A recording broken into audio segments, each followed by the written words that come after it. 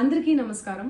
నిన్న ఏదైతే నా బర్త్డే పార్టీ జరిగిందో ఒక చిన్న ఇంట్లో పార్టీ లాగా, ఒక ఫ్యామిలీ ఫంక్షన్ లాగా జరుపుకోవాలన్న ఒక ఉద్దేశంతో ఆ రిసార్ట్లో మా అమ్మా నాన్నల కోరిక మేరకు మా అమ్మా నాన్నలతో కలిసి, మా ఫ్యామిలీ మెంబర్స్తో కలిసి నేను జరుపుకోవడం జరిగింది.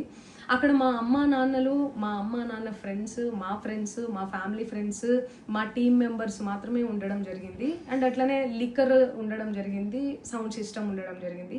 సో సౌండ్ సిస్టమ్కి, లిక్కర్కి పర్మిషన్ తీసుకోవాలని చెప్పి నాకు అస్సలు అవగాహన లేదు, ఐడియా కూడా లేదు. అది అనుకోకుండా సడన్గా ప్లాన్ చేసుకొని వెళ్ళిపోవడం జరిగింది అక్కడ.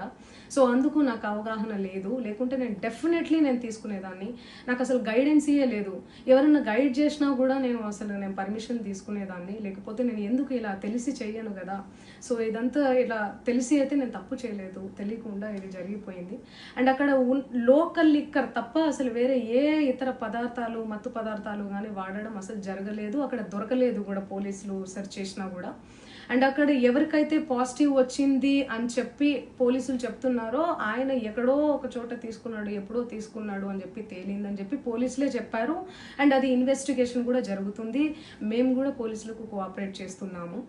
అండ్ నేను ఎందుకు ఇలా చేస్తాను, అసలు నాకు తెలిసి ఎందుకు చేస్తాను, మా అమ్మా నాన్నలతో దట్టు, మా అమ్మా నాన్నలు పెట్టుకొని ఇలాంటివి నేను ఎంకరేజ్ చేస్తానా, ఇలాంటివి చెప్పండి.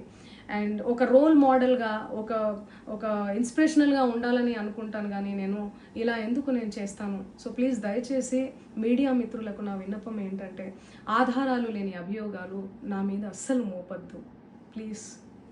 సినిమా